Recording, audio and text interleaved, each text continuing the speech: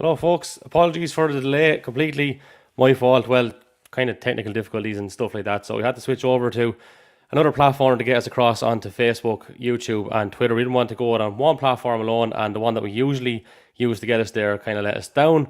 So we get onto them boys. They'll be getting a slap on the wrist, and we've made alternative arrangements, and now we're here live. So apologies. We are about 13 minutes late, but we are here. Thankfully, I didn't think we were going to be off the ground for a moment or two. So, yeah, we're in association with treerock.ie, the sponsors of the Tarmac Championship for us here on the Irish Rally podcast, and we thank them for their continued support once again. So we have a bumper programme to get through, as well as looking back at a very eventful Circuit of Ireland rally. We're also going for a bit of a trip down memory lane because we're going to be joined by Maher and Pat Moloughney a little bit later on in the programme, because it is 30 years since Frank Maher actually won the Circuit of Ireland in what was a giant-killing effort in the fabulous Sierra against all the odds. So Micheál actually sat with Frank that day. Pat obviously won a championship alongside him. So yeah, some very good stories in there. Some very good stories indeed. But yeah, we have a good bit to go through, as we said. First up, I'm going to welcome along my co-host, Mr. Anthony Nestor. How are you doing, Anthony? Good, thank you.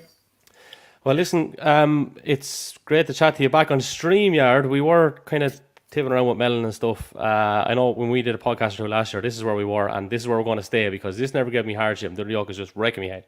Anyway, we're off the ground. We're here. Actually, just as you mentioned earlier about handing out slaps, was it? What were you saying? You were going to the people slap on the wrist. Slap on the wrist. That's the one. Just you were in for one as well. You'll notice I'm not wearing your podcast T-shirts were sent down to me. Yep, notice. Yeah. I know you mentioned that, my modelling career. I see you put something up on Facebook about me modelling. Sending me a fucking medium T-shirt is not the way to endear me, Jeez, I'd say I thought that was double XL I sent out. All right, yeah. Still not go around me. I wouldn't go around me, dog. Let alone me. The jacket fits though. I don't hear you giving out with that. But anyway. The modelling career, yeah. All you stopped short of saying was paint me like one of your French girls out of Titanic, I think, when I saw that, to be honest with you. Yeah. And counting cows, huh? Tell you what, boy. So what else would you be doing with nothing else to be at?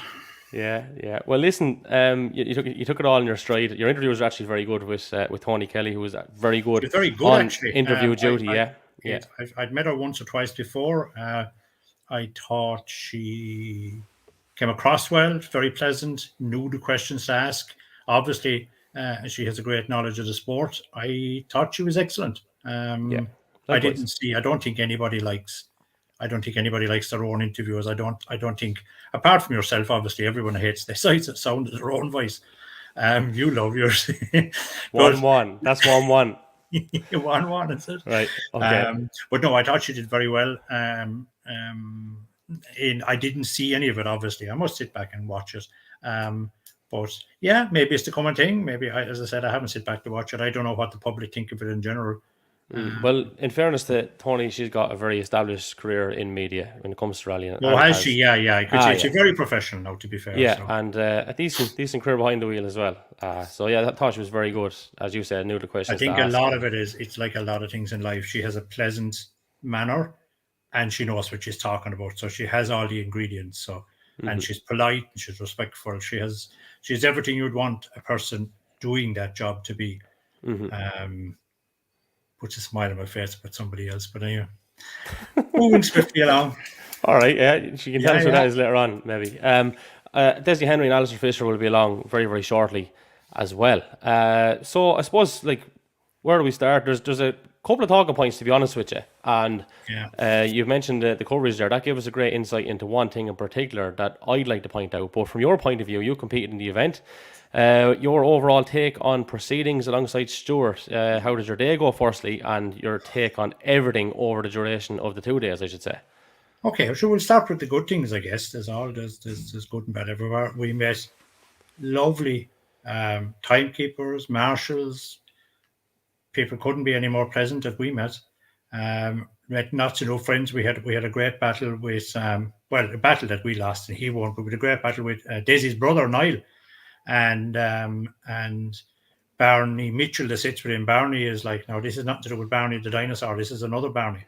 But this fella, he is some crack like. And something, he made my weekend because if you went to hire an entertainment manager, you couldn't get better. Like, as Niall was saying, when Barney starts, just stand back. Like, it was just entertainment. And you know something, I don't think I laughed and smiled as much. And as you'll notice, I don't do a lot of smiling, but man, that made me laugh for 2 days. As regards the event, trying to think of one word all day for the event. And then I thought, well, I can't use that word on anything to do with the public. Let's go with a word as someone advised me to use: disappointing. That's the best way. Okay, we would have come out of West Cork, which is one of the best events for being competitor friendly. It's tailored towards the competitor. There's a lot of competitors in the club. They know what they know what the competitor wants. But when you went up here, it was as uncompetitor friendly as was. You couldn't mathematically design it to be any worse than it was. Like, lots of hanging around. It took us 12 hours to do 6 stages. They adopted an international timing system, which made that we had to go out to do the first stage, and you had an hour and what was it? To go shoot an hour to do the first stage and go to the second stage. It was 23 miles of a road section, 10 miles of a stage, and they were giving us an hour and 12 minutes to do it. An hour and 12 minutes to drive 33 miles, 10 of them which are competitive. So you ended up after the first stage parking up on the side of a mountain for in excess of half an hour, just twiddling your thumbs. The day was so dragged out. And you'd come off a stage, and you obviously, right before you go into the stage, you're preparing and you're getting pumped up, I suppose the use of a better word. And you come off the stage absolutely buzzing and pumped with adrenaline. And then you sit up on the mountain for a half an hour and you're all gone off the boil again. And you have to start all over again and get the car warmed up, get the tires warmed up, and get yourself woke up. And just to get back into the zone again. So this hanging around was dreadful. And then when you come into service, it was another 24 miles back to service. And you couldn't clock into service, regroup, call it whatever you like. We had to hang around there for another 20 minutes before you could get in, and more hanging around. And fuel-wise, like, we were burning 42 litres of fuel to do 2 stages. Now, I'm not going to get into the price of fuel here tonight, but we were wasting money on fuel like it was confetti, like, just driving up and down the road. They're just expensive cars and fuel. It just didn't appeal to me. That was just the road end of it. Stage-wise, I suppose, look, they only did 2 stages, and the following day, for the most part, they were ran in reverse. Now, I understood, if we remember last week's podcast, albeit the people from the UAC didn't come on, or the representative didn't come on, they did tell us that the reason they had to go to those areas was, I think they were guided by COVID. They wanted the least amount of spectators. They wanted the least amount of junctions, so on and so forth, and go to desolate is the wrong word, to go to an area away from where the public may be. And that was fine. I understood that until I saw the stages. And like, one stage had 18 chicanes. It was 14 miles long, had 18 chicanes. It had 7 of them had 6 bales in it. 3 of them had 4 bales in it. There was 2 bus stops, and there was, whatever, to make up the rest, there 6 junctions, tightens, very much so. Where they were putting the chicane to me, if you're putting chicanes into a stage, like a small thing, like a chicane is devised as a safety device. I actually looked it up today. Where is it? I've written here somewhere. Chicane is derived from a French word, chicaner, which means to create difficulty. That they did. They created lots of difficulty. And it should be used, a chicane should be used to slow traffic down for safety. But these guys, for whatever reason, the rally was full of dangerous jumps and bumps, and the stages were dangerous. There was no doubt about it. But they had chicanes 100 yards for hairpins. Actually, ironically, one where Desi actually just got bogged down leaving the hairpin. And they'll go 200 yards around the corner, and here was a chicane that you're unseen and hidden. There was a couple of them. They were highly dangerous. So they went from making it safe to making it dangerous by putting a chicane into it. So the focus seemed to be to get the bogey times down, the famous bogey times. And I can't understand for the life of me why they didn't realize they were going to have a bogey time problem, because they ran that event, or sorry, I won't say they, a club ran that event back in either 2016 or 17. And if my memory serves me right now, I'd have to go into Rally Scores results to see it. They would, I think they ran 3 or 4 stages and there was no result. Everybody was beating the bogey. So it wasn't that they didn't know. That would have been flagged well in advance, that they would have known, about the chicanes. Now, my opinion is that they should have put the chicanes where it was dangerous, and the amount of dangerous jumps. I'm sure we've all seen Jason Mitchell's video shot going over the jump. Mm-hmm. He was taking on Nicky Lauda. It was like an airline fucking company he was going to open. But I purposely, after the event was over, because there was only 30 minutes up, but I purposely drove up to that jump to have a look. And there was no area taped off inside the field. The spectators could stand in the field after the jump. And if you remember, they listened to one leading competitor came off that stage. This was on Saturday. And what he said was just frightening to hear it.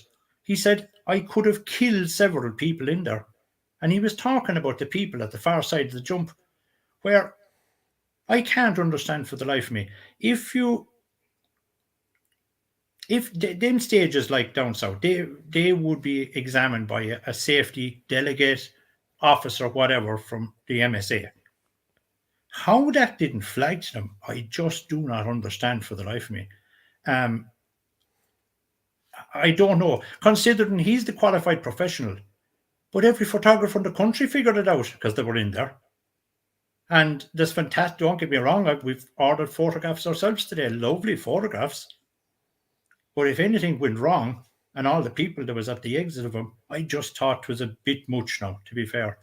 And because there's so many chicanes, rather than putting them around hidden corners, what they should have done was put them on top of the jumps, if that's what they felt.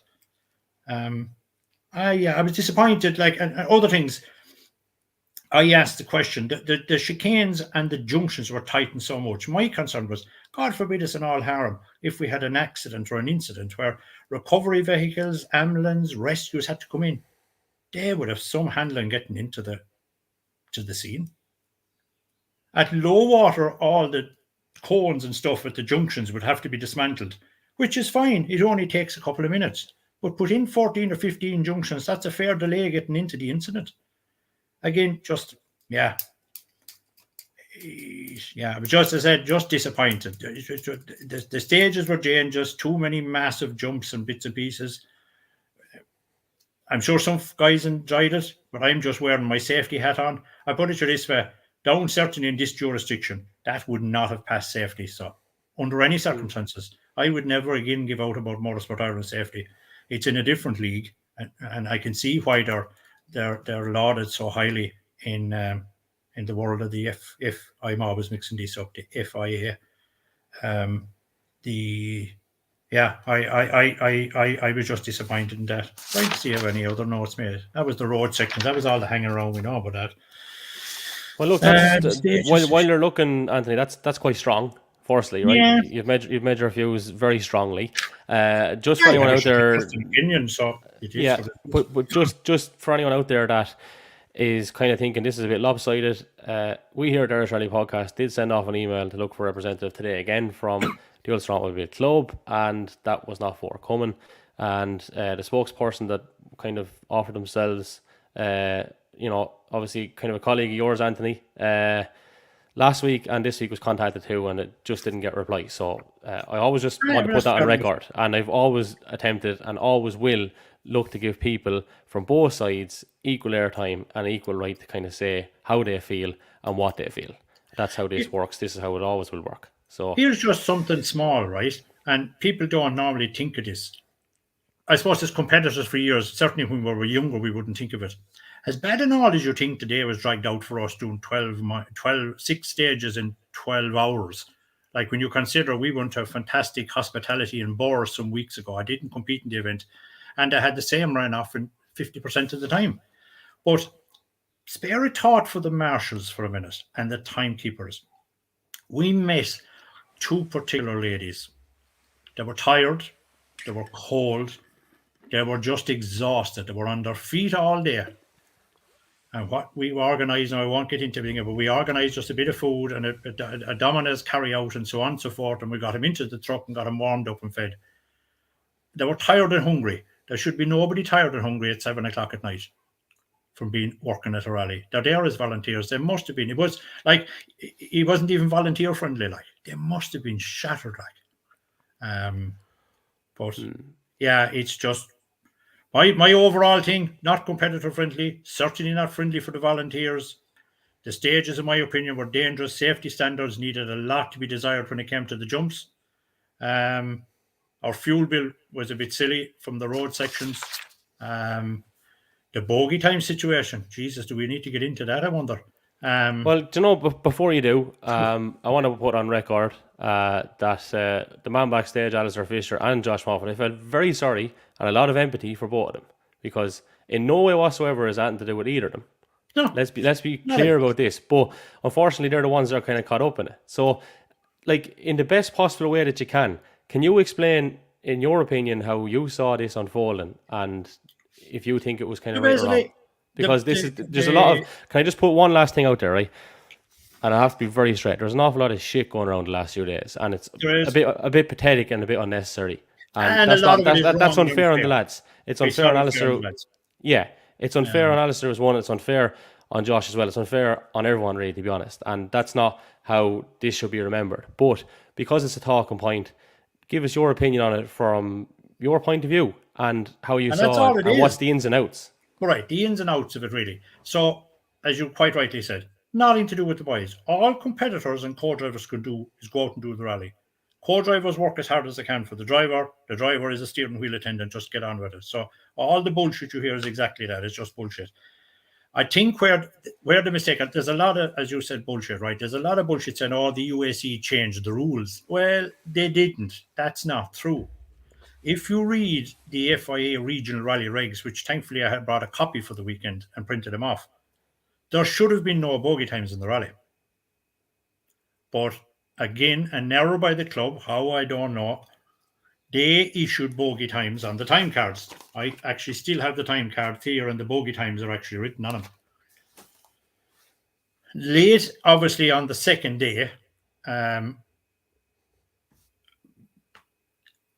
I don't know how, but the UAC became aware of the error. Now, a lot of people will say someone told them, and if they did, they were right to tell them, because if it's wrong, it is wrong. And it was wrong. They shouldn't have been there. The club then obviously had to figure out what they were going to do as regards the bogey times, and they had to scrap them, and we were issued with a bulletin. But of course, the whole thing where it left it unfortunate was the timing. So you left, and again, I wouldn't know Alastair no more than I know Josh. I actually don't know them all that well at all, just to say hello, and they're both pleasant, both nice guys. That's as much as I can tell you about them. And both co-drivers, Andy and Gordon, two nice guys. And I would actually know Gordon nearly better than Andy. But just put you in a situation, just say for argument's sake, I was sitting in the leading car. Let's not leave their names out of a minute. So the leading car, as he thought, had a 12-second lead. So he would go out to the last two stages. And I know certainly the advice I'd be giving him and say, okay, you've 12-second lead. Realistically, your opposition has to take 13 out here, or 12 out here, whatever the case may be, to win the rally. But it's really on one stage, because we're going to break the bogey on the last one. So it would be quite conceivable to say, right, lads, don't go flat out, go very fast, obviously, but keep it at the safer end of it, because we really only have one stage to worry about, because we're all going to beat the bogey on the last one. And from what I think, if I can remember correctly, and I'll let someone correct me afterwards, I think I have to mention that obviously Alastair took 4 or 5 seconds off Josh. And if I was in that car, I would say, that's nothing to worry about. We'll go through the last stage and we'll both beat the bogey and we'll still come out on top.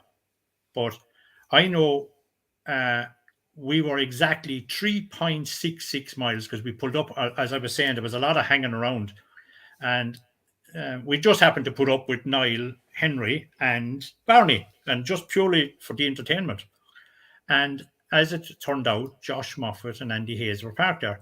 And as we were sitting there, and within a minute or two of they going into the stage, the beeping came on the phone. And I remember Barney saying, Jesus, he says, look at this. They've just scrapped the bogey times. And again, I can only put you in the position, if I were in that car, which I wasn't, that would absolutely melt your head to realize, hold on a minute, we're just about to go in. Are we winning? Are we not? Are we second? Where does that leave us? Because obviously you're not doing them calculations because the precedents haven't been set that you're following the rules as you saw them all day. Now the goalposts have just moved in the middle of the rally and you're at a loss. And like, to be fair, the goalposts moving just to drift away ever so quickly for this. I noticed the club, we finished recce. And if anyone goes in to look at an incident with Luke McCarthy and Brian Duggan, Brian Duggan. Brian Duggan, you'll see him touching a bale and getting a bit bogged down at a chicane. I think it's Aura Bridge, it's called. That bale and chicane was put in after the recce. They modified the route after the recce. And my understanding was that when a colleague went to question it, he was told, well, it's in the safety plan. Well, they said, you never put it in the road book, so what the hell are you changing it for? So we had a pacer coming down into it on Friday morning, and it was 100, keep right and drive it as you see it. We didn't know what to expect. We didn't know what rate was going to be let out. And they did the same, I think, on Saturday.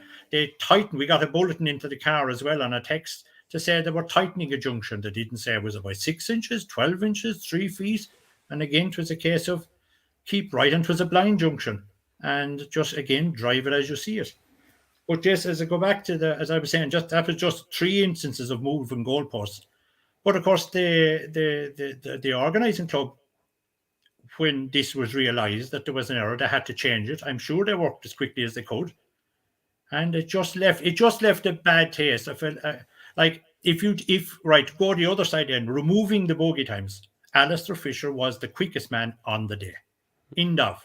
Deserved his victory. He was the quickest man on the day. But moving goalposts, it's like, yeah, but sure, it is what it is. Moving goalposts in the middle of a rally is just, it looks bad for rallying. It looks bad for the sport in general. It's terrible for the competitors because obviously, like every sport, there's a winner and a loser. And one man thought he was going to win and he didn't, and the other man won. And that's always going to create a tenseness, let's just say. And I have no doubt Alastair didn't want to win like that either. And you see, all they can do is compete. You're relying on the professionals that are organising all these things to do and have due diligence and have the paperwork in order. But of course, by they publishing bogey times in the first place was wrong. It was no different to, if anyone remembers back for years, the UAC would be very much by the book. And it was something that always was taught to us going back 20 years. I remember 25 years ago, I went a foot inside a control and a marshal walked down to me. He says, give me your time card, you're here. And I says, well, I'm not sure, we're not due for another minute or two. Oh, he says, your bonnet is inside the board, you're here. And it was a lesson I learned at a very young age, how you get, not so much how you get treated there, that it's by the book. So then I was very confused, and I did a bit of research after the event. I was confused as to why, when we were going through the stages on Friday morning, the marshals were videoing us with cameras in case we hit the chicanes. You could see the little lights on their phones. And I was rather confused, and I went, right, okay. But on Saturday, the truth can be told now, we hit a couple of these things, and I went, oh, Jesus, this isn't good. We're going to lose X amount of seconds. And I think it was 30 seconds for every time you hit one. And considering there were so many of them, the likelihood was high. So I was worried, and I said, Jesus, we never got a penalty. I said, it was on Saturday now. And then I noticed nobody got a penalty, and I went, that's weird. Why would that happen? So I went and read the regs. Now, my understanding, and this is definitely only my understanding, is down south, certainly here, we would always list judges of fact. There's always a list of them either on a final instructions, normally on a final instructions 1 or 2. But I noticed they never listed any of the marshals' final instructions. On final instructions, never listed their names. So I don't think they could use what they had to issue the penalties in the first place. That's only my thinking of reading of the regs now. So you could have knocked those chicanes like bowling pins for the day. Hindsight, of course, is wonderful. There was actually nothing they could do. I'd love someone to verify that for me, but let's just say I'm 99% sure. I'm 90, but again, I'll hold it at it's my understanding. That's my official line. But I know certainly I take a gamble on giving a flatten the next time, unless I see a judge of fact listed. Certainly that's the way it is down here. I'm sure that's the same in MSA land as well.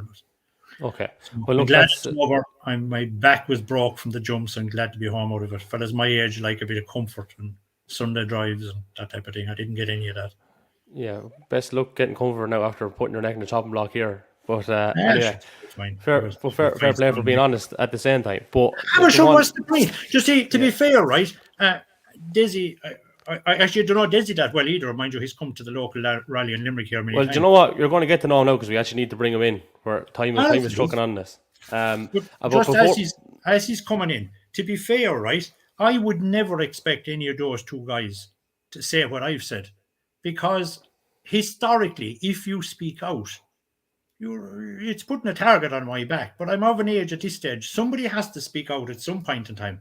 Whether you agree with me or disagree, that's fine. But somebody has to speak out, because nothing will ever change unless people speak out. But I say this the whole time. Well, people. It's not right either. But Anthony, I've met several people, right, that would say to me this, that, and the other. Like, you are a Marmite character, and you know that yourself. People love you or hate you. But the thing that I have, the thing that I have a lot of respect for you for is that you do actually just speak out honestly, and a lot of people, don't actually do that. So that's enough of the compliments now. Yeah, You're but not getting much more off me. Their view as well. I can respect the view of the people that don't speak out, because I know what happens to people that speak out. I know, what because it suits you because you're so far into it that you're in a position where you can. I couldn't care less. Yeah, well, fair play. That's all I can say. But last point, just on on that. Get an injury there next year, you know that. Well, sure. Look, we'll see. But last point, just having looked on, yes, I suppose, and saw when HM Productions were filming that 8-element chicane, and Michael Patterson. Did you film it? Yeah. Yeah, if you go back and look at it, and Michael Patterson spoke about the penalties and stuff, and even with a minute interval, I just thought it was a little bit too dangerous for my liking, having marshalled a little bit. I don't know, was there, and this is not an indictment on HM Productions, do not get me wrong. I don't know, was there more pressure on the marshals because the video was there and going out live to actually fix up the things? In a way, I think it actually wasn't a bad thing in terms of highlighting how dangerous it was. And thankfully, it didn't come at a cost. I didn't know what you were saying there. I didn't know that we were trying to put him back, but that makes sense, because there was one particular acute hairpin left on the last edge uphill. And I remember every time we came there, we could see a fucking yellow jacket wander on the road. There is nothing more distracting down a long straight than seeing something yellow moving, because it's a region. So obviously, well, I can't say obviously. We'll go back to the correct line. It's my understanding from listening to you that was likely a marshal trying to erect the chicane that was flattened from the previous man.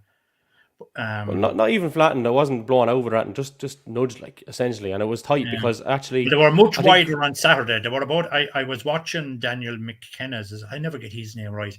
Yeah, you're right. And he had a serious drive, by the way. Yeah, amazing drive. Yeah, but I was watching his in-car, and I paused it inside one of the 6 bale chicanes. I call them bales. They weren't bales. They were these plastic crowd barrier things. But I paused it to see the markings on the road, and each element was moved which ways about 18 inches, so we had a lot more room, so obviously there was a lot less knocked. It wasn't that we were driving any slower through them. They were wider by a good margin, but unsuitable. Let's hope to God they never go up there again. It's ideal for testing, but nothing else. Well, last week, of course, when we were doing our predictions, one man that neither of us had in our top 3 was Mr. Desi Henry. Desi, how's things? Welcome aboard. How you going, lads? How's things? Nice to be here. Thanks for inviting me on. Well, you know what? You're polite. We don't do politeness here at all. do you know what's gas, Desi? I was thinking, Desi, right? So last week there was obviously a lot of talk about, there was polo this and polo that, and Desi Henry just says, "Hold my beer, lads," and you took us all by surprise. I mean, that was an incredible drive, and just misfortunate the way things ended up. But hey, it must have been very enjoyable for the most part, anyway. Yeah, look, we really enjoyed ourselves. Look, as Anthony says, the event did have some flaws in it, but all in all, we did enjoy ourselves up to a sort of mechanical failure. Unfortunately, that's just the way rallying is. Sometimes you have good days and you have bad days, but no, look, the Fiesta worked very well. Yeah, it seems to have turned into big Volkswagen fanatics in this country overnight, it seems. I would say now there can't be very many Volkswagens left in the rest of the world. They all seem to be in Ireland. But look, in fairness, the Fiesta seems to have worked well, and we're very happy with it so far. Yeah. I was slagging poor old Callum. I don't know, up on that mountain where we were all pulled in. I was saying to him, Jez, you should have gone to your Fiesta. Shouldn't you just laugh at like that the Fiesta was winning the rally? And I never seen poor Paddy Robinson. He was smiling like a Cheshire cat. He was the happiest man in the world. Like, so.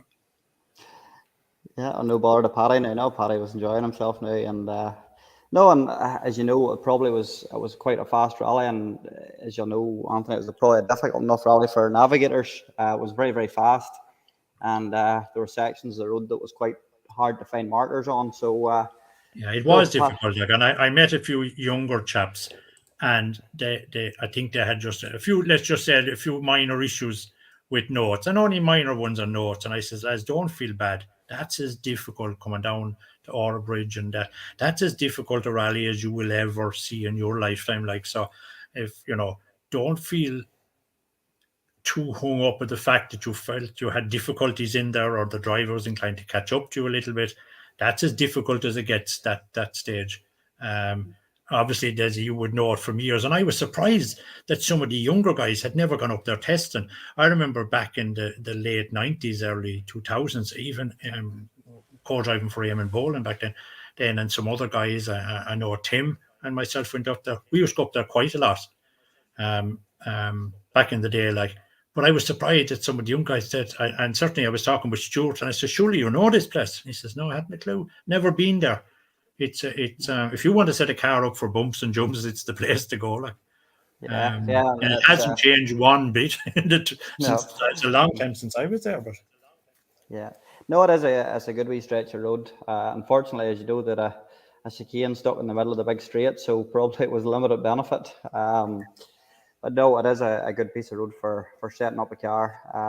But I suppose, yes, it was that first couple of miles. But I suppose it's the second part, maybe about 2 miles into the stage as you pass the entrance to one of the forestry entrances they used to use in the Glens of Antrim rally. That's right. That down to Ora Bridge. To me, that's probably a more difficult section of road because it is, as that part is very, very bumpy, and as we talked about, there is no markers, and even as a driver, we're listening to notes, but we've nothing to reference it against. And the worst thing is there's two kind of sequences of bins down there that are exactly the same, and you're not sure which one you're on at the best of time. But that's right. No, it's definitely a test for man and machinery now doing that. But no, it is a good stage at that Glendon. Probably a much more a much more technical stage than the Carn Castle stage, but a lot more time to be gained on it as we soon Ali can do over it now. So, absolutely, yeah. That run he had on the last run was just wow. I would say it was hairy enough on side now. So, but Desi, can I just ask? Like, I mean, was any of the talk of not just us here, obviously, but like, you wouldn't have been in the reckoning beforehand in a lot of people's books, right? So did that play in your mind a little bit, or did you just drive liberally and see where it was taking you? Because everyone was saying, well, Desi'd have some sort of familiarity, but you still have to go and go for broke, like. So did any of that kind of play in your mind beforehand? Look, I suppose in this game you just have to do your own thing. We did do quite a bit of work. We were coming off a few ones before the first few events we done on the car with ones.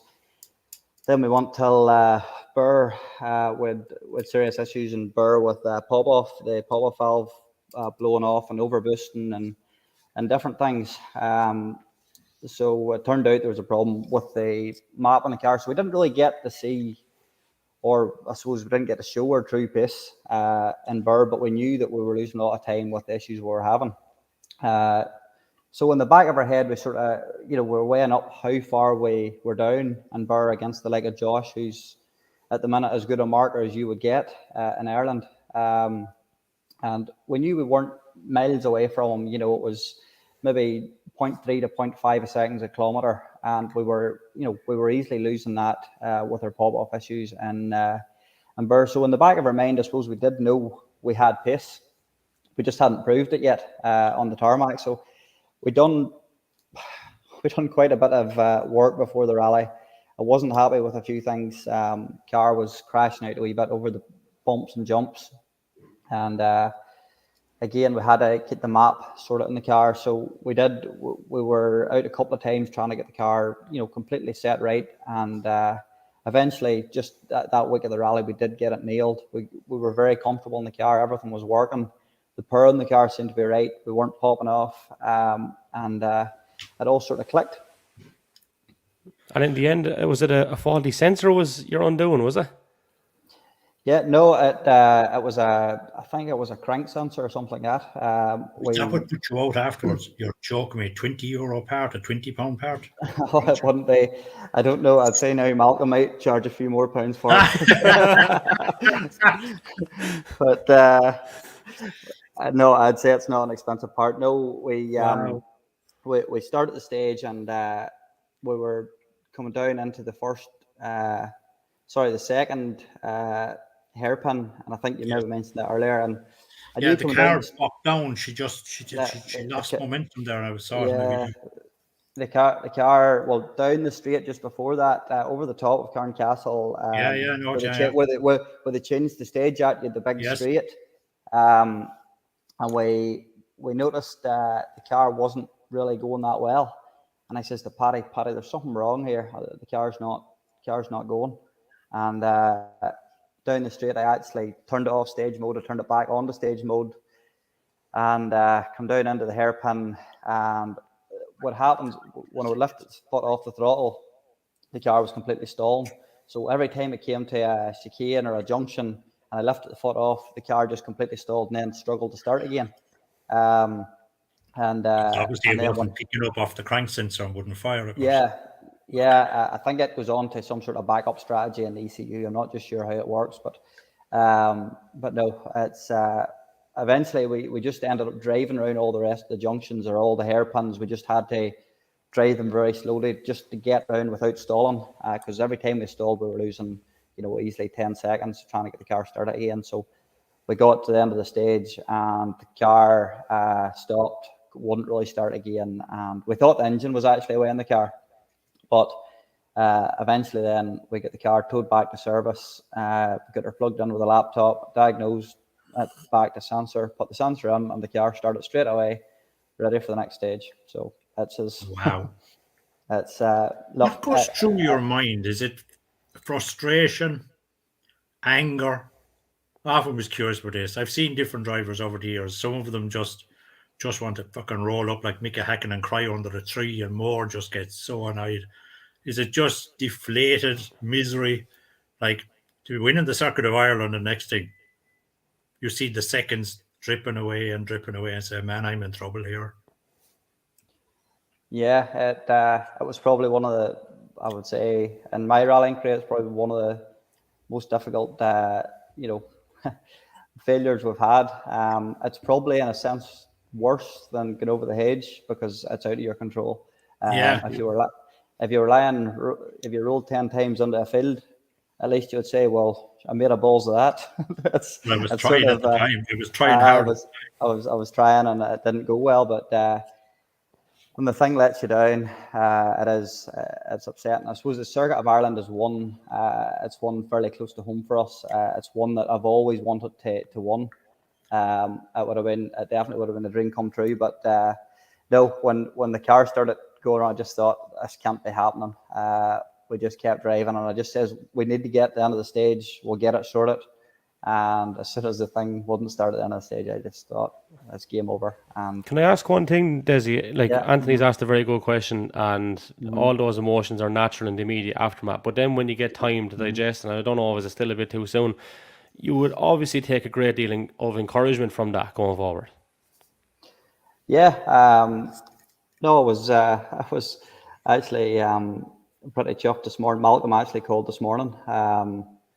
and said, look, we're very happy with the way you performed. And, you know, when you get the recognition from people like that, calling you to say, look, you've done all you could do, it's encouraging. I suppose we've proved in ourselves that we can mix it with the others. And, you know, Irish rallying at the minute, everybody's got their own opinions. It is extremely competitive. You know, you have some serious operators there running at the front, all run at a very, very, you know, professional level. I'm sure, you know, you could take some, you know, drivers in the World Championship to Ireland and they would struggle to race these guys. So, no, we have to say we're very, very happy with what we've achieved. Yes, it's shit what happened. It's nobody wants that to happen to them, but it is what it is. As the old saying goes, that's rallying, and you just have to get up and move on. I mind Chris Mixhouse saying, "You sink or swim."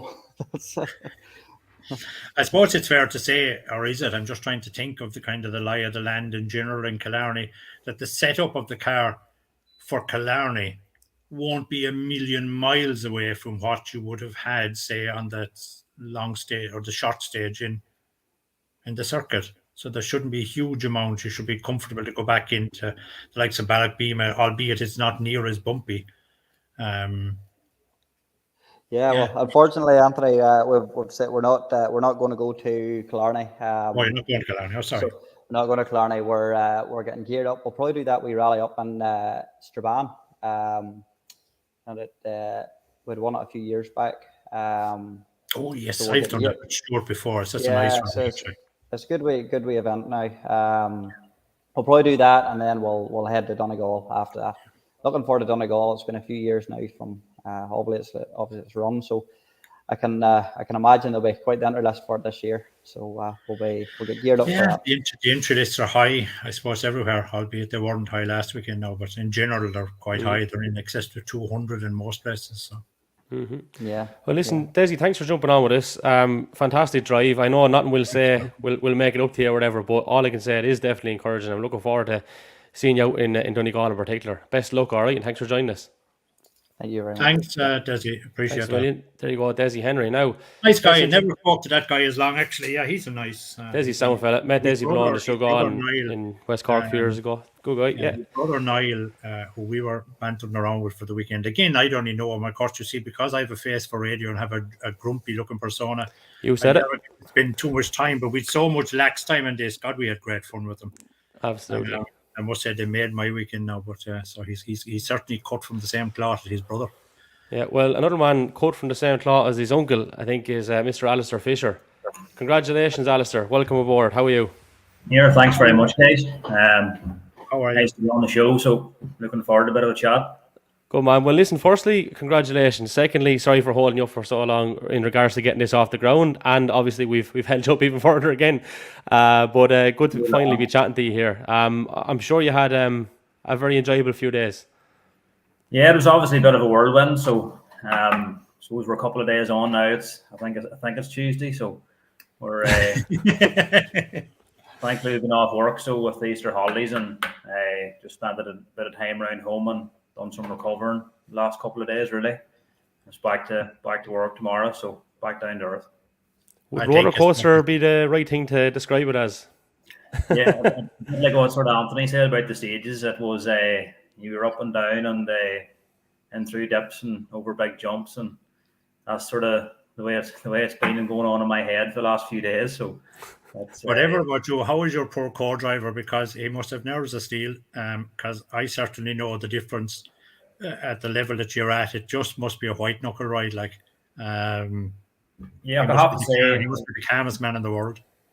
It's a bit like what Desi said there. The pace this year, and really probably since 2017 or 18, it really has just been lifting year on year, and you just have to be so dedicated in the approach, and every aspect has to be so rounded. And Gordy just never, he's ultimate professionally, never misses a beat. From we set off on the recce to the finish off the event, he has his finger on the pulse all the time, and he's making all the right decisions, keeping me between the hedges as best as possible. And Gordy on the notes he's just top class, really.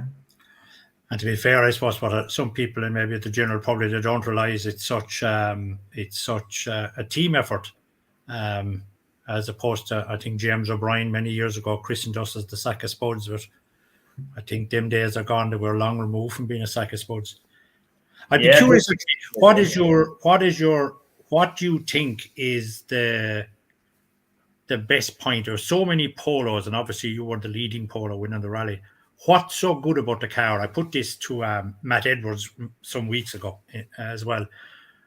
And to Marion. You're obsessed with these polos as well. You do realise you were sitting in a Ford over the weekend, yeah? Yeah, well, to me, a polo is a mint with a hole. I buy it down the shop for 50p. Go on ahead, Ali. I feel, obviously, I think. What do you think makes it so special? It's like a VW showroom.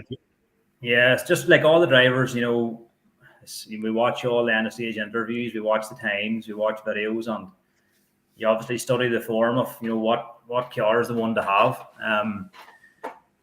Obviously, I think at the end of last year, the Oisin Price and Matt Edwards had a massive, fight on the Ulster Rally, and some of the times they were setting were, really impressive. I think obviously they were going head to head for the British Championship, which probably upped their pace that wee bit more as well. But I felt after that, I watched the guys in cars, and obviously I had experience off the polo from Galway the year before, and Galway being sort of your typical sort of wet, tricky event. It's never one where you can really, push the car or push it to the absolute limit. So we just felt that within my driving, I felt there was a lot more to be gained, a lot more.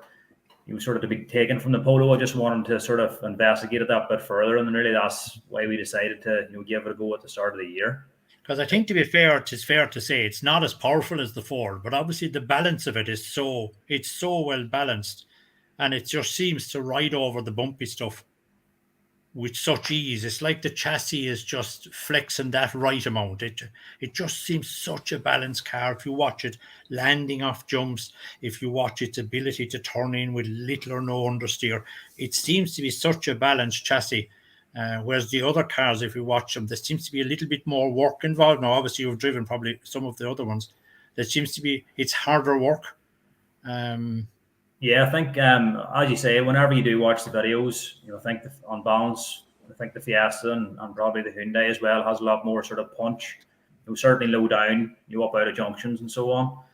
But I feel, as you say, the balance on the Polo is just something else. The chassis, it's a lot sort of very much the sort of European sort of racy sort of setup. So coming from the Fiesta, the Mark 1 Fiesta, which I sort of done quite a few events in, which moved about quite a lot.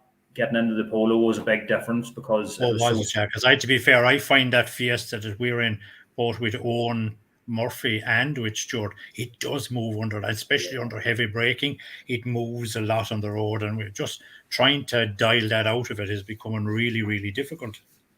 Yeah, that's the nature of the Fiestas, and is it? We didn't realize that.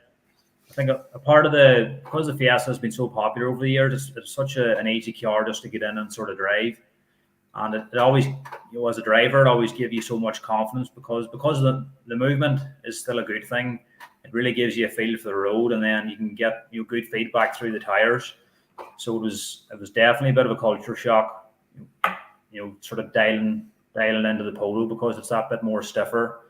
You have to really feel more for what the tire's given rather than the car just doesn't give you quite as much. But you're not feeling it back to the. Not quite as much as the Fiesta, but that's where you just sort of have to try and sort of round the setup overall, just to give you the feeling you need. He's after doing disappear or not now. I don't know if he can still hear us. We can't see him, but he's knocking around there somewhere.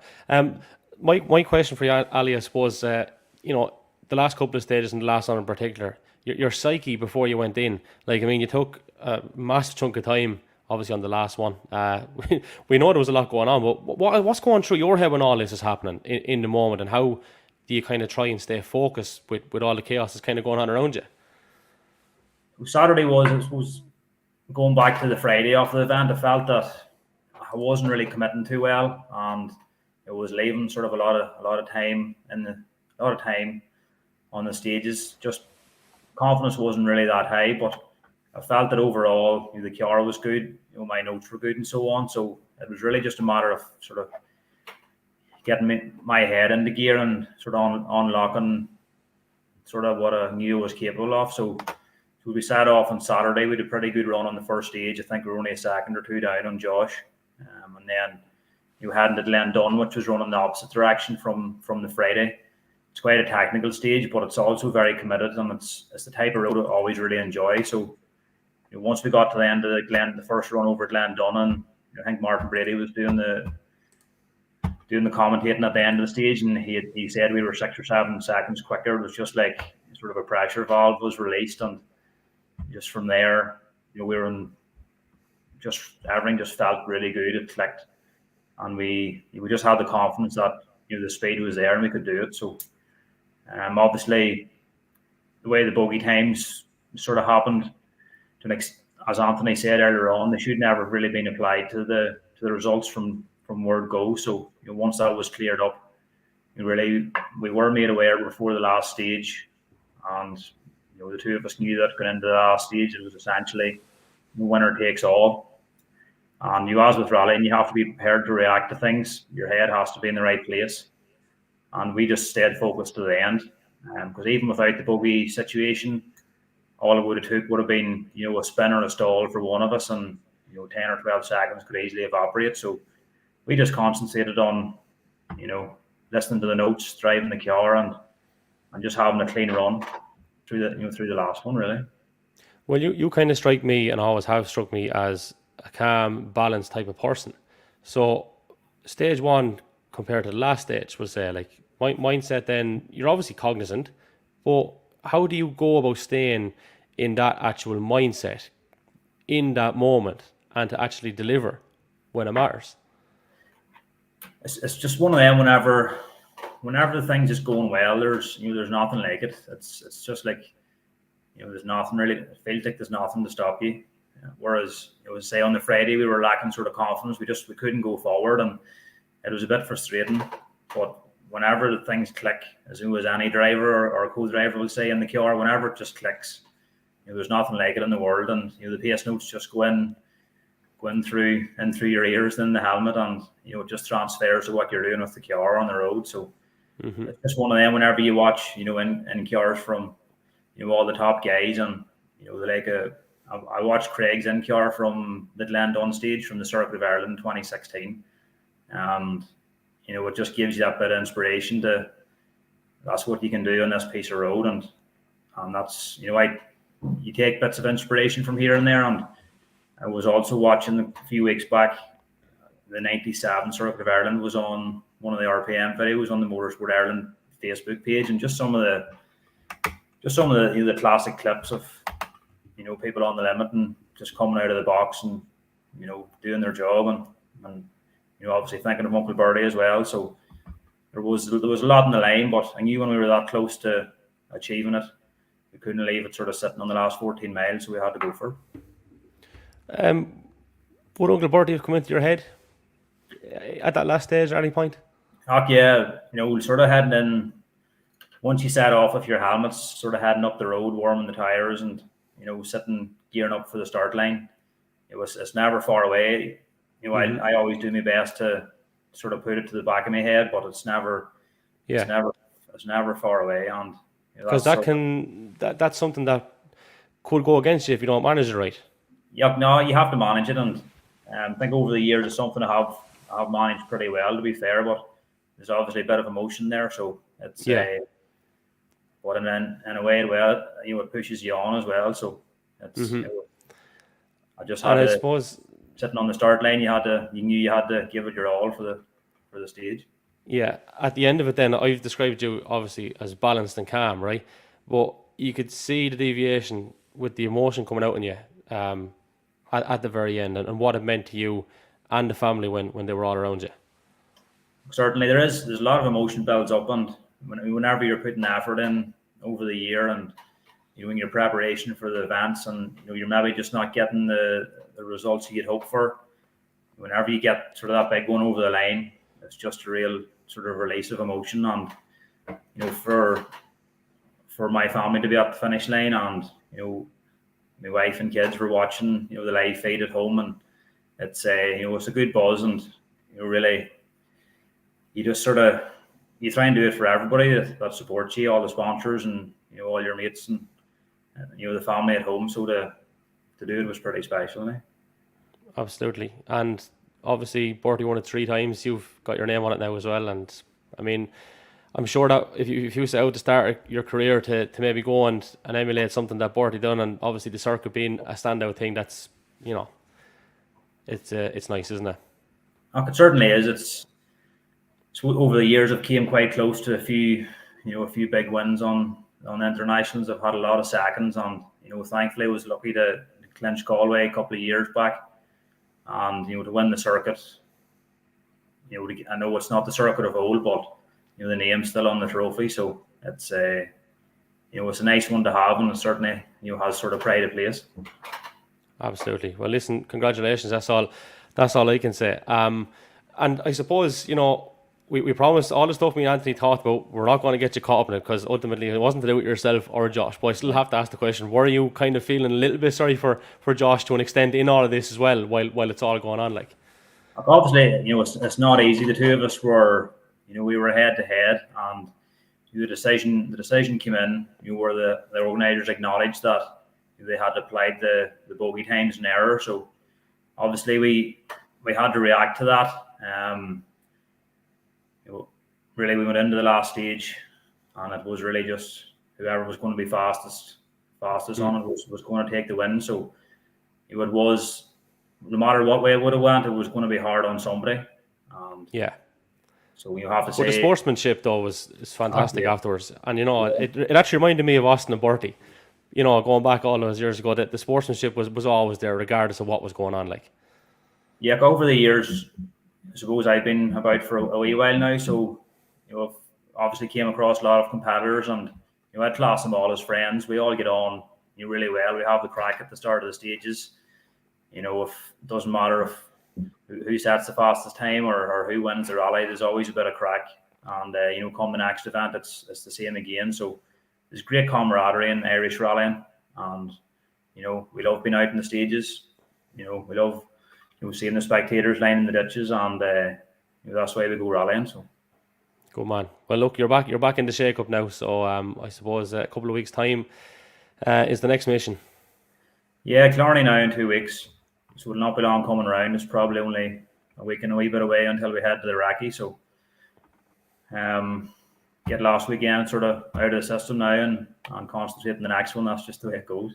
That's the nature of it. Listen, an absolute privilege to have you here on the Irish Rally Podcast. Congratulations again, Alastair, and thanks for joining us here, all right? Thank you. Cheers, Gavin. Thanks a million, Alastair Fisher. I think Anthony Nestor is back with me, and we're going to turn our attention to the 1992 Circuit of Ireland, which was won by Frank Maher and Maher. And Pat Moloughney is backstage along with Maher. We're going to welcome the gentleman on. Maher first. How are you going, Maher? Very good. Thanks for inviting me on. And thanks for hanging on there. I know we're a bit behind schedule. Pat Moloughney, you're no stranger to the Irish Rally Podcast, but good to be chatting to you once again. How's things? Hi, Kevin. Good to see you. Hey, Maher. Well, Pat, how are you? Hello, Pat. Seen you for years. How are you, sir? I'm very well, thank you. And you? I'm the very best. Good. Well, lads, I was doing a little bit of homework yesterday. I watched the Circuit of Ireland 92, I don't know how many times, but I watched it again yesterday. And there was an awful lot going on there, I have to say. Obviously, they'd kind of done away with the pace no thing. You were on road maps, and that was obviously presenting difficulties. And there might have been kind of alternative versions of said maps with notes attached to them, kind of drifting around the place that may or may not have been found. And it was mad. It was just a mad event. And I suppose beforehand, like when you're looking at the machinery, the two legacies, namely with Bertie Fisher and Kenny McKinstry, and then Austin and the Salika, like Frank then in this year would have been not really standing out in many people's minds as someone that was going to have an influence. But I suppose, as Craig Breen would say, slowly, catchy monkey, he stayed in the mix. And, Kenny fell off, Bertie fell off, and Austin fell off. And all of a sudden, Frank is well and truly in the mix. But Micheál, talk us through it. I'm giving a brief synopsis of it, but what was it like to actually be involved alongside? Well, it was obviously a blind rally, but Brian Patterson produced a set of maps. And because the maps, in Northern Ireland of a greater scale. They were very detailed in the north. They were able to call. If you look at some of the in-car camera with Robbie and Kenny, it's like he's calling pace notes. But when we came down south, because the Ireland Survey Ireland maps were at a lesser scale, they weren't as detailed. So that's what you're referring to, marked, unmarked maps. And that's what we were using. Even going back, I'd never used one before, but the road navigators called the potty. That's what we were using in the night time to follow these maps in the night time. To us, it was a great adventure. It started on Friday, 5 days. We finished on Tuesday at 2 o'clock, back in the Sleeve, Russell and Downpatrick. There's the proverbial word rallying on a shoestring, but we were literally on a shoestring. We managed to do the 5 days because when the rally was based in Waterford, we all moved home to Frank's house in Clooneen. Frank's great wife Ronnie and Pat's wife Nora, they fed the 30 of us. I mean, we had 7 or 8 vehicles with 2 or 3 people. There was 13 to crew, and it was just an adventure. First, and it was going well. We had a misfire coming into Waterford on the Saturday evening. Got that sorted on the Sunday.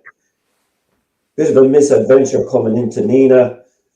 I didn't actually get lost on the road book, but probably the way to put it, familiarity breeds contempt. We were leaving, going. I knew the service was on the main road between Nina and Limerick. I knew where I was going. I said, Frank, straight onto the main road. And when we got to the main road, the service was on our right hand side. I was entering service out. They had looped, so we had to go back the road about 2 miles, loop around, and come into service the proper way. So we had 9 minutes late, 90 seconds of lateness. So there wasn't a lot of talking in the car that evening, heading into Galway. We got to Galway at 8, 9 o'clock for the supper halt. We left Galway then. We were still in second position, 2 or 3 minutes behind Kenny. But because we were running 3 or 4 minutes back, when we got to the start of the first stage up in the Partry Mountains, Kenny hadn't appeared in front of us. And I said, wow, he's late. Pat was driving our management car. We started the stage on time. And I said to Pat, Kenny is 4 minutes late. You wait 11 minutes. And if he's not there, he's OTT. So as far as we're concerned, Kenny didn't arrive. So we had an idea then that we were leading the Circle of Ireland, but we didn't know till 7 o'clock the next morning. So it was just unbelievable. Pat, your memories having been on the other side, obviously being very supportive of the crew throughout. Yeah, well, I suppose a Circuit of Ireland of that type, as opposed to what, and congratulations to Alastair on his success over the weekend. Is a different kettle of fish, like the old adage of to finish first you must finish. And a stage in the true sense of the Circuit of Ireland, all right, that's 38 stages. And when you're in Park Ferma there on the first day, and you're looking at the machinery that you're up against, all right. Bertie had brought out, it was his first day in his legacy. 2 legacies. Austin had a GT4. Even though it was new machinery, a year old for Frank at the time, all right. Because what I suppose was a proven car over for reliability purposes, all right. But when you're looking at the alternatives, you couldn't at the start, give a hope, and then attrition over the period, I got the better of all of those machines. And after 4.5 days and 38 stages, like it was a unbelievable result. Something that's stuck in the memory, and it was a fantastic period. I think it was the Davy Greer finished second behind him, was it? Yeah. I don't remember now, because and Davy was in a similar car. I was just going to say, prove the reliability of the product, and of course the main difference in the cars was that it was 2-wheel drive as opposed to the 4-wheel drive of the other guys. And Davy's car, as a matter of fact, was a sister car of. It was also original X-Works. Oh right, yeah. Even though Frank's car was Stephen Finley's. That's right. Sure, that's it. Mickey Farrell had it some time after that. Then, and I know we did a few rallies in it. That's right, indeed. TS Reg, because there's a photograph here on the wall. And in that same event where Micheál was mentioned, and Austin McHale broke down at the far end. The car was overheating. And I haven't watched the rally for years now. I just remember because we were running, I think, number 14 or 15 at the time. And we broke down in the same Nina service hall with the clutch gone. We couldn't go any further either. So, yeah. But they're an amazing memories to have of the 5-day event. Albeit I never got to finish the 5. Like, I mean, it was typical for I don't know what the full entry was. All right, but I just did a quick look at it today. There were 31 returns. Wow. It just goes to show, it was a marathon event. It was a something else. It was great to have the pleasure of doing it and being there on the podium. At the end of which is still when you mention rallying to anybody, it's always still the Circuit of Ireland is the one that springs to mind. One that sticks out, of course. I suppose back in the day, and I certainly remember it, and I'm sure that both you guys remember it as well. It was the only rally on TV. It came on every Easter. It was the Rotman Circuit of Ireland, and then it was Bank of Ireland Finance, and then it was the AA and so on. But it was the only really, in them days, it was the only rally televised. So the likes of our parents would just remember it as the only rally, even though there was probably multiple events on it. Absolutely, yeah. Because you see, it was a round of the ERC as well back in the day, and I mean it brought back then Group B cars, everything in '91. As a matter of fact, McRae did it in a legacy. He introduced the legacy the year previous in '91, which was which Micheál or Frank did a '91. Philip Moynihan, wasn't it, Micheál? Yeah. Philip, yeah, and it was the first rally effectively in that car. Yeah. Circuit 91. I think. Do you know the nitty gritty of that event in '92 though? Like going down through it, Derek Smith I think was third and Niall Maguire fourth, both in Maher 2s. And I was actually looking back and I was trying to ascertain which event it was that Niall Maguire's crew kind of took the RPM cameras by storm. But by geez, there was some serious. I can tell you this: he took he made his mark on the night anyway at the finish ramp. I'll tell you that. Yeah, but you've just brought me to something to mind of a great memory. If you remember, Micheál, there was a lot of searching of cars in that event at the end of stages, checking for pace notes, and we happened to be running near Niall at the time on the road, and they came down to search the car for pace notes, but we went off in the first stage, so I had to climb in and out the window. And what a disgraceful insinuation to anybody be carrying pace notes. Oh, and where that's coming from actually is that allegations.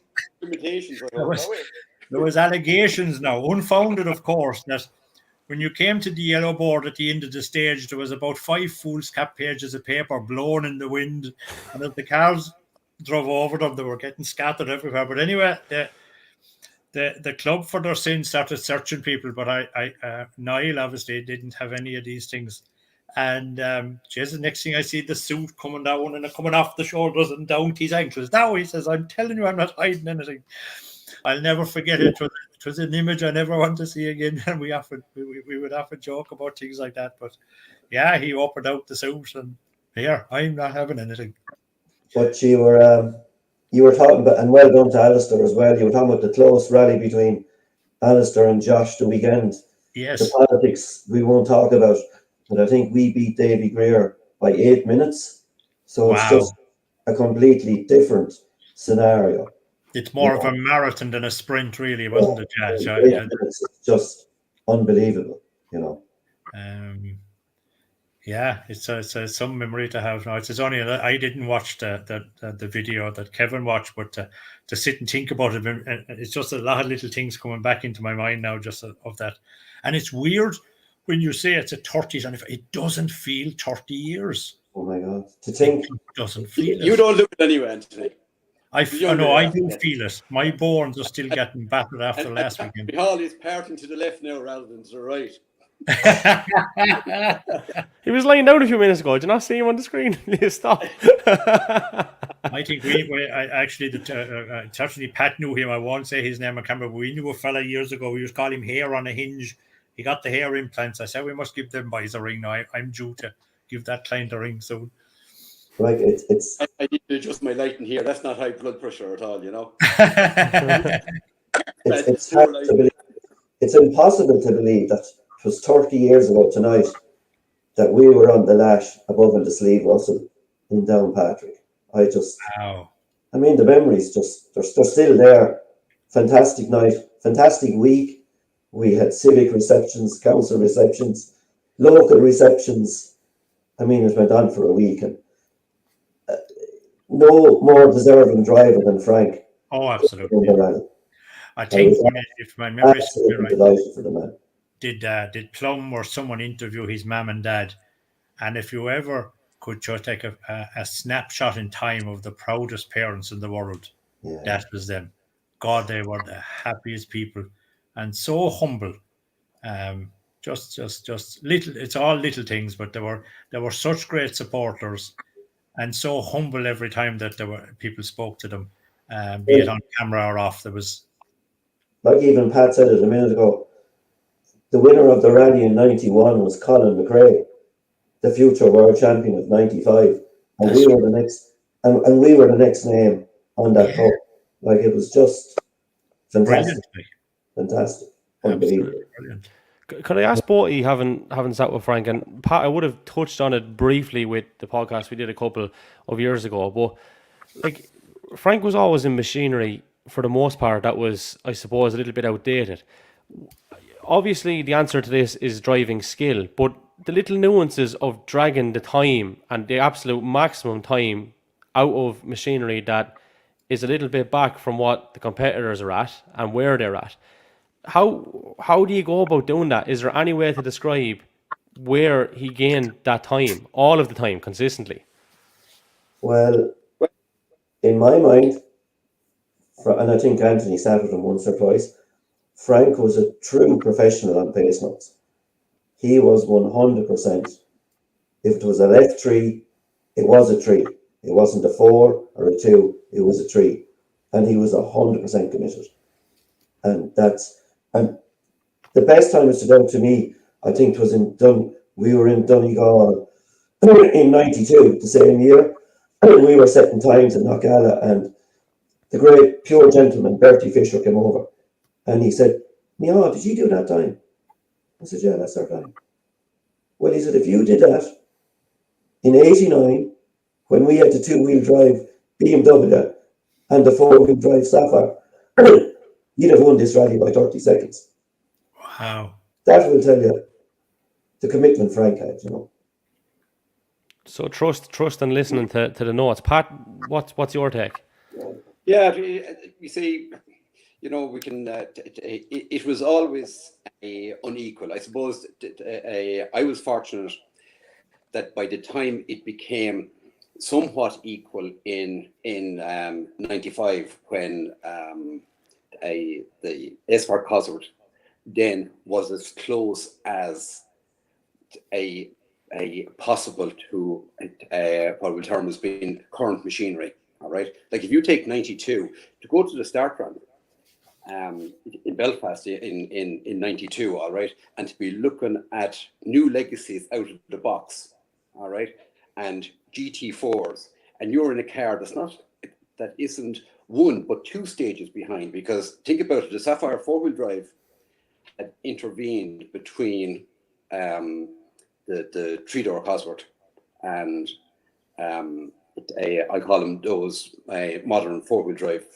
Group A cars, the legacies, and so forth. All right. So Bertie had come 2 steps beyond at that stage. All right. He'd gone from his M3 to the Sapphire four-wheel drive to the legacy, and Frank was getting into the two-wheel drive Cosworth. All right. So that was the gap that was in it. Over the next 3 years, that gap narrowed in that when we had the mammoth battle with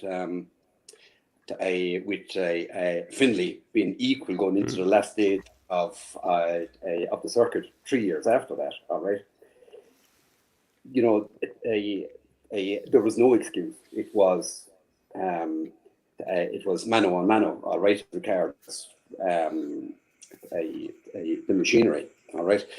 Even when Frank later on came to the focus, the level of development that there was in cars at that stage, all right, even when he got to the focus itself even had moved on a stage by the time he had come to it, if you follow me.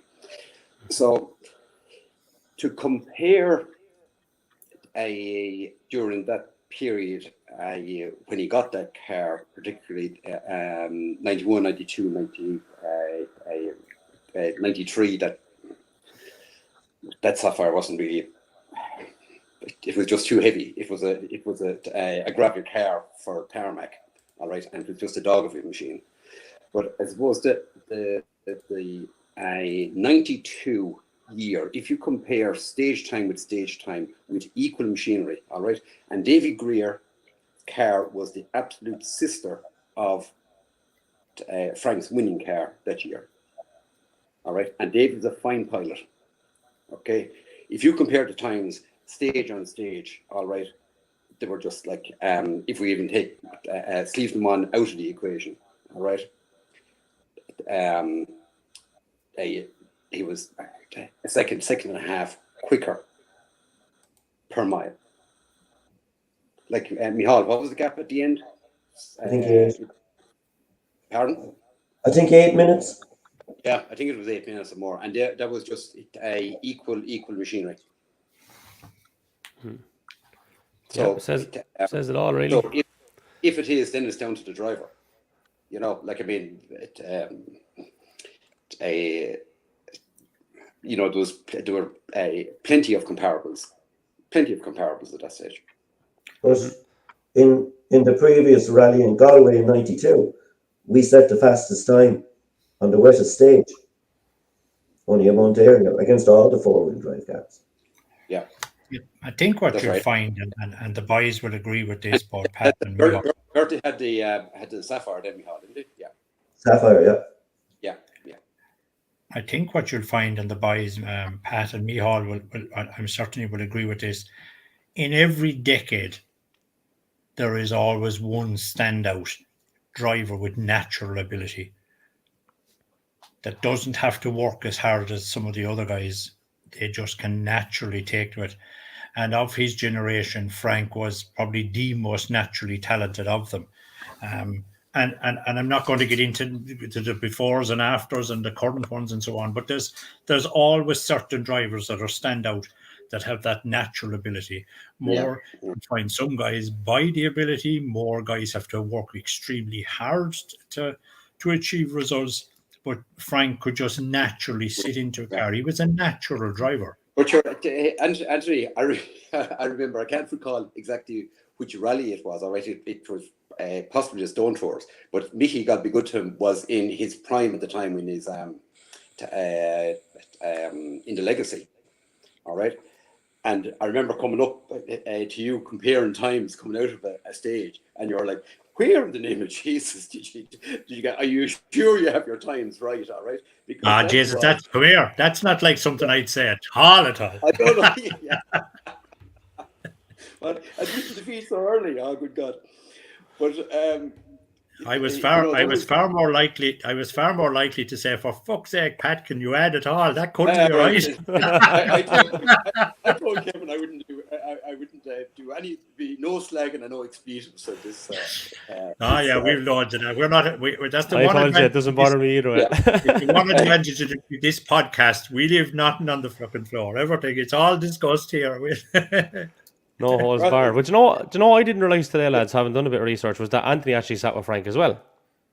It was only an event actually in 2001 in Limerick Racecourse. It was during the foot and mouth disease. And that's right, yeah.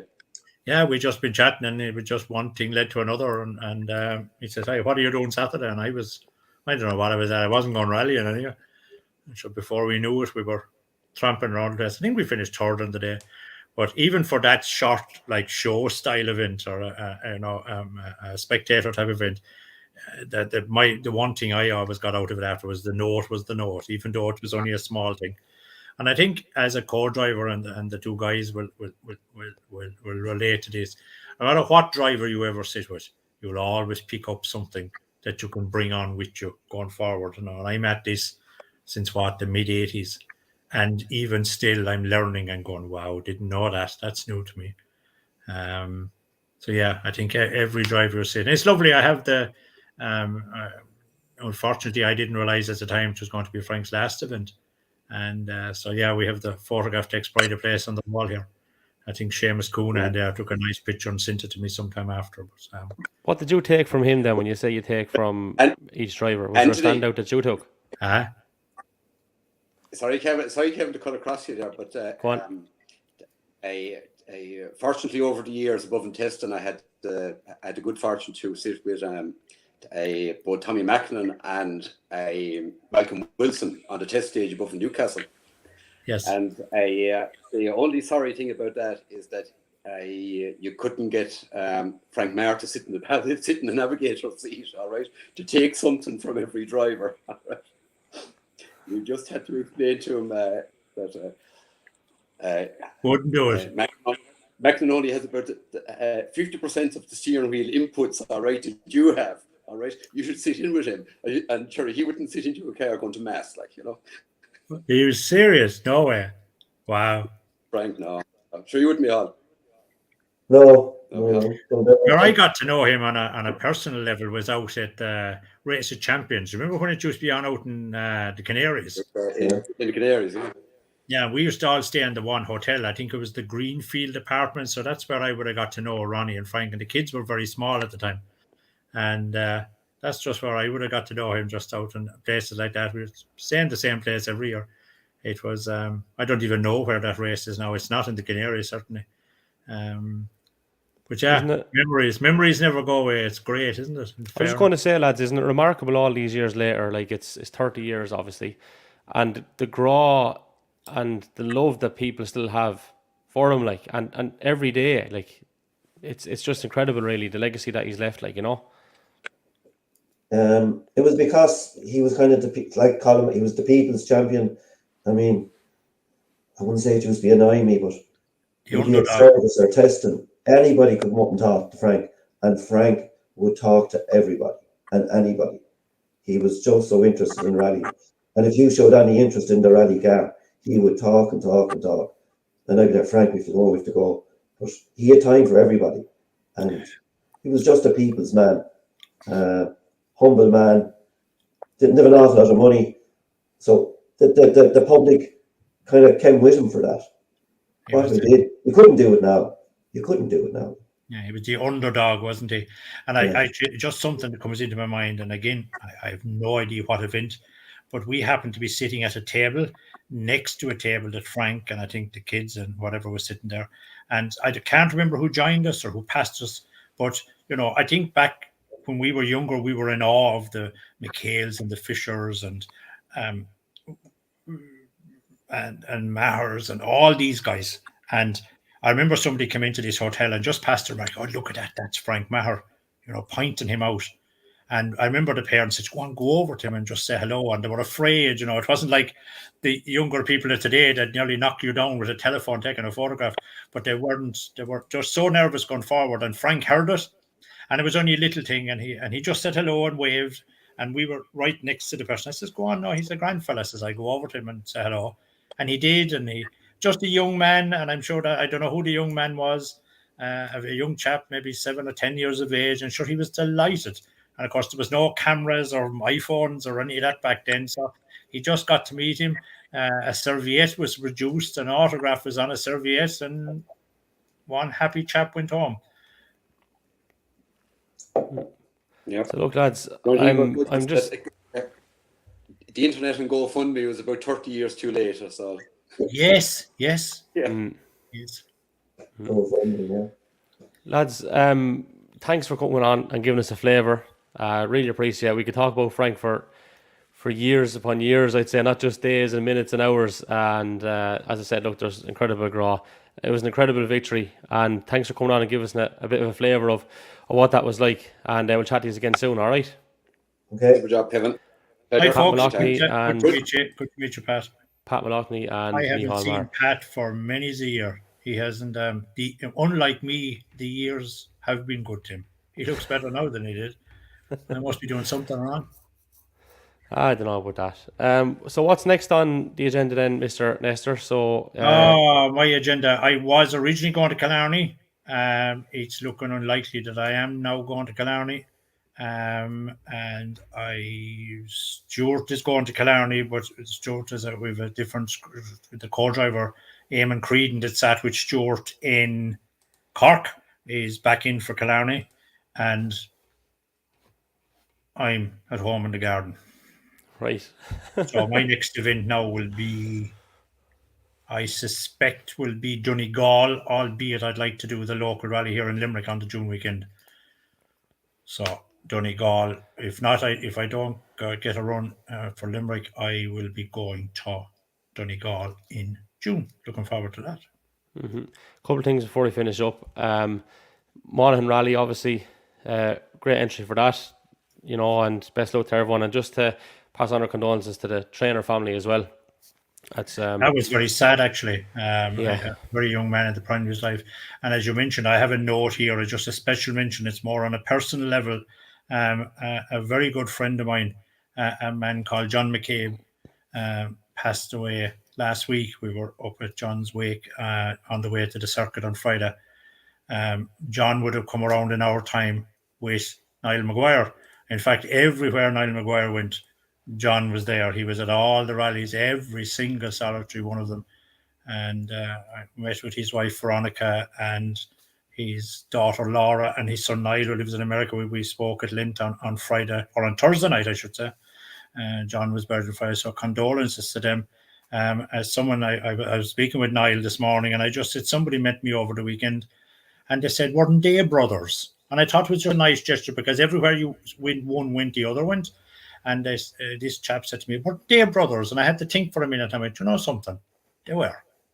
I thought that was just, yeah. They fitted the profile of what group brothers should be. And that's my part of note for night. So condolences to the McCabe, obviously, and the trainer. I didn't know a young trainer. He was a great driver. He was out doing the national championship and that day on a Civic a couple of years ago. And I think he was only doing an event in a buggy here last Sunday. So I think when people die before their time, it leaves a sadness, of course. It leaves a gap. But I think memories. You remember the good times, and you remember the times you had and the fun times you had. You try and maybe not focus on the. Always remember they're in a happier place, I guess. So. A nice way to leave it. Well, listen, we're back for a preview of the Rally of the Lakes. Obviously, we've been out and about a good bit lately, and planning to go out and about a little bit more too. So, looking forward to that. Anthony Nestor, thanks for your time. Appreciate it. You're very welcome. Good night. And thanks to our sponsors, Tree Rock, again, for coming on board for the Tarmac Championship. You can check them out on Instagram, Twitter, and Facebook. Obviously, we've been live on Twitter, Facebook, and on YouTube or on Instagram also. So give us a a follow there. That's where we leave it. Thanks again for tuning in, and we'll chat to you again very, very soon.